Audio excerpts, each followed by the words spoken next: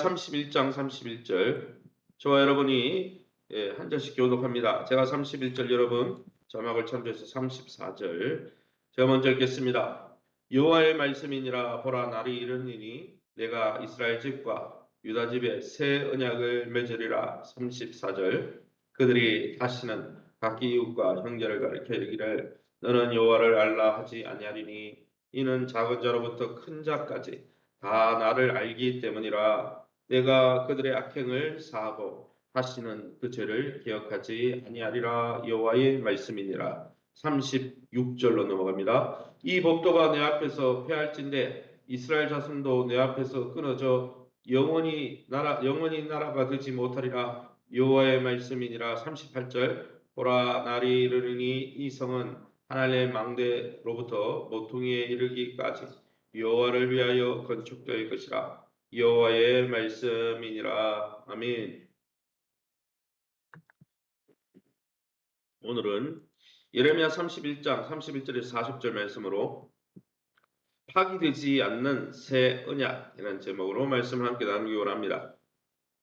오늘 본문에는 유대인 포로들에게 주시는 회복의 메시지의 절정 부분입니다.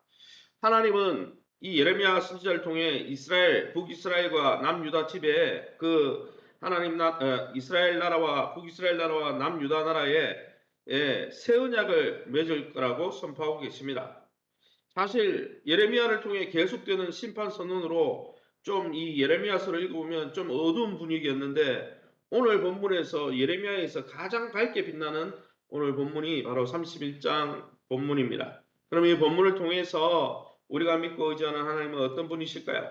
31절입니다. 여호와의 말씀이니라 보라 날이 이르니 내가 이스라엘 집과 유다 집에 새 언약을 맺으리라. 새 언약, 뉴 테스트먼트, 이게 신약이라는 뜻이죠.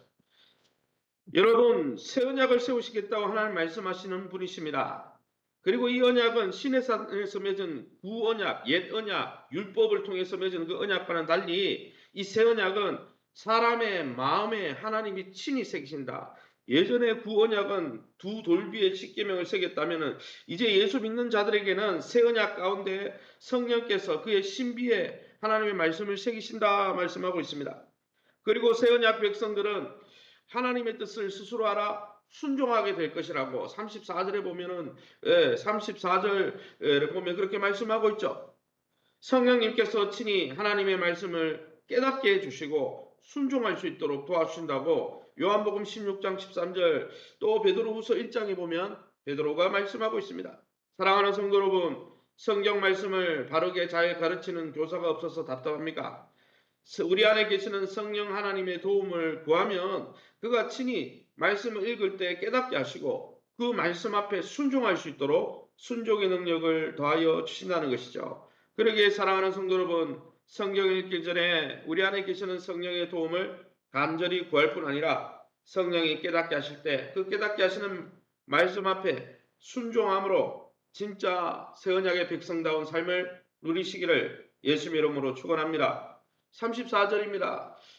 그들이 다시는 각기 이웃과 형제를 가리켜 이르기를 너는 여호와를 알라 하지 아니하리니 이는 작은 자로부터 큰 자까지 다 나를 알기 때문이라. 내가 그들의 악행을 사하고 다시는 그 죄를 기억하지 아니하리라. 새 언약의 두 번째 특징은 또 무엇입니까? 첫 번째 특징은 하나님의 말씀 우리의 신비에 세워지고 그 말씀이 순종되어지도록 순종할 수 있도록 성령께서 함께 하신다는 거. 두 번째는 여러분 새 언약의 특징은 과거의 모든 죄를 다 용서해 주시고 기억하지도 않으신다는 거예요. 옛 언약 율법 안에서는 매번 제사를 똑같은 제사를 개번 매일 상번제로 매일 드리는 제사가 있었고 절기마다 드리는 제사가 있고 안식일마다 제사를 드려야 됐어요. 양을 잡았어요. 왜요? 그건 완전한 여러분 죄사함의 용서가 없기 때문이죠. 만약 그것이 그 제사가 완전했다면 한 번 죄사하면 다음에 피를 또 흘릴 필요가 없는데 계속 피를 봐야 됐죠. 그러나 예수 그리스도를 통해서 하나님 나라 왕으로 오시는 여러분 예수 그리스도를 통해서 새 언약의 중보자 되시는 예수님을 통해서 맺는 이 새 언약의 특징은 예수 그리스도를 믿을 때 모든 죄를 용서해 주시고 기억하지도 않으신다는 거예요. 한 번 예수를 믿음으로 완전히 용서가 된다는 거 히브리서에 말씀하고 있습니다. 하나님의 용서를 아직도 믿지 못하고 아직까지 전혀 이유가 없는 죄책감에 시달리고 있습니까? 여러분 그것은 하나님의 예수 그리스도를 통해서 하나님이 주신 이 새 언약을 제대로 알지 못하고 믿지 않는 것이죠. 그러기에 예수 그리스도를 주인으로 모셨다면 이제는 죄와 죄책감에서 해방되어 하나님을 기쁘시게 하는 복된 인생으로 살아가시기를 예수 이름으로 축원합니다. 36절입니다. 이 법도가 내 앞에서 패할진대 이스라엘 자손도 내 앞에서 끊어져 영원히 나라가 되지 못하리라 여호와의 말씀이니라. 36절에 나오는 이 법도는 자연 법칙을 이야기합니다. 앞에 읽어보면 35절 읽어보면 자연 법칙을 이야기해요. 무슨 말입니까? 해가 뜨고 달이 지는 것은 없어지지 않아요. 자연 법칙은 하나님 세운 자연 법칙이 없어지지 않는다면 하나님이 세운 이 새 언약도 없어지지 않는다는 거예요. 깨지지 않는다는 것입니다. 하나님이 예수님의 피를 통해 맺는 이 새 언약은 파기되지 않는다는 거예요. 옛 언약인 율법은 어떻습니까? 이스라엘이 하나님의 말씀을 지키지 않으므로 예레미야 선지자를 통해서 성전도 무너지고 다 부서지고 제사장도 사라져버리고 다 그렇게 다 부서져 버렸죠. 그러나 하나님의 능력으로 예수님의 보혈로 맺는 각 사람의 마음에 새겨지는 이 새 언약은 자연 법칙, 해가 뜨고 달이 지는 것이 법칙이 사라지지 않는 것처럼 하나님이 세우는 새 언약도 하나님의 말씀으로 예수님의 보혈로 세우는 이 새 언약도 어떻게 된다고요? 사라지지 않는다는 거예요. 따라서 새 언약의 백성들을 통해 하나님 나라는 흔들림 없이 확장될 것이다. 그래서 뭐라고 합니까? 36절에 여러분 영원한 나라가 되지 못하리라. 이 법도가 내 앞에서 피할진대. 이거는 가정법이죠. 무슨 말이에요? 자연 법칙이 사라지지 않는 것처럼 새 언약의 백성도 사라지지 않고 새 언약을 통해 세워지는 하나님의 나라도 영원 무궁하리라. 이렇게 이미 구약에 예언되어 있는 거예요. 그래서 신약에 예수님이 갑자기 온 게 아니에요. 구약에 이미 아브라함을 통해서 율법이 주어지기 전에 430년 전에 이미 믿음으로 구원받겠다고 이미 약속하시고 그 언약을 에스겔을 통해 예레미야를 통해 이스라엘의 범죄함을 통해 결국은 우리의 육신의 힘으로는 구원받을 수 없고 육신의 힘으로는 하나님의 말씀을 지킬 수 없구나. 성령을 받아야 거듭나야 되는구나. 이거를 역사를 통해 깨우쳐 주신 것이죠. 사랑하는 성도 여러분, 그러기에 이런 신실한 새로운 언약이 있기에 우리의 고난도 우리의 시련 속에서도 하나님 나라 백성은 흔들리지 않고 믿음에 굳게 설 수 있다는 것이죠.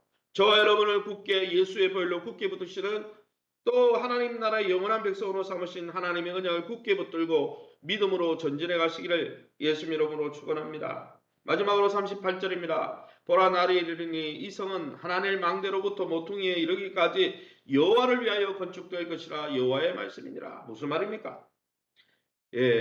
1차적으로는 무슨 말이에요? 이 성은 예루살렘 성을 이야기하죠. 하나님이 예루살렘 성을 이제 회복시킬 거라는 거예요. 이스라엘이 바벨론 포로 생활 70년이 끝나면 돌아와서 예루살렘을 느헤미야가 재건하고 예루살렘 성전을 학개 스가랴 말라기 선지 학개 스가랴 또 에스라 학자가 마음을 모아가지고 학개 스가랴 성전을 짓죠.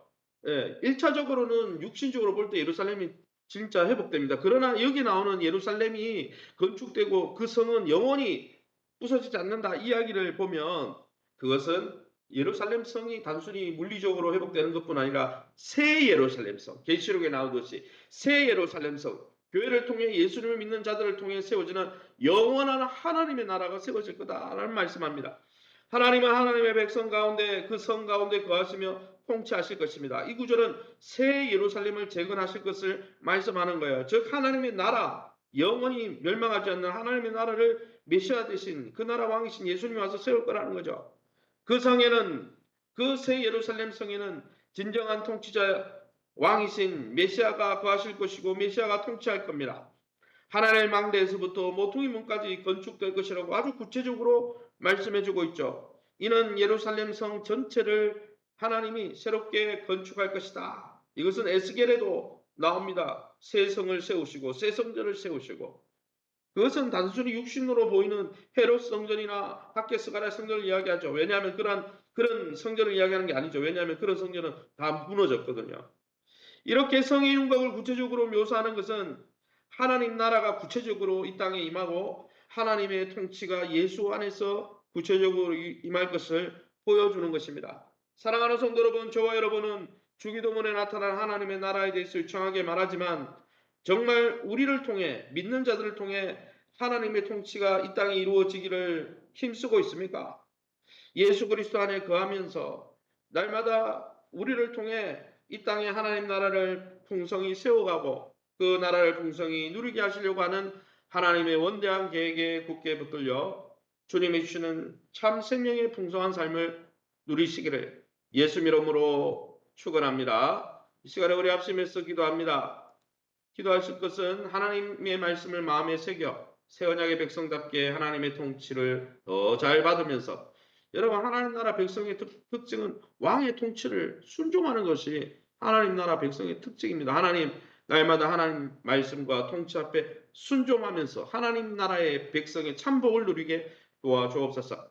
하나님 나라를 이 땅에서 누리고 경험하는 선포하는 교회가 될 수 있도록 주기도문 큐티 훈련을 통해 또 수요 어린이전도 태국 단기 선교를 통해서 하나님의 영광을 선포하고 또 그것을 누리는 교회가 될 수 있도록 세우신 교회와 좋은 관계를 맺게 하시고 교회를 향해서 비난하고 비판하는 사람은 주님을 향해서 비난하는 자들입니다. 교회관이 건강하지 않으면 절대 영적으로 성장할 수가 없어요. 교회가 주님의 몸인 줄 알고 주님 받들어 섬기듯이 영적 지도자에서 또 서로 성도들에 대해서 존귀 여기고 귀 여기는 아름다운 건강한 교회관이 세워질 수 있도록 박인수 권사님, 권영호 성도님, 최윤아 성도님 위해서 그 외 한우들을 위해서 자녀들의 앞길과 기업을 놓고 우리 합심해서 통성으로 기도합니다.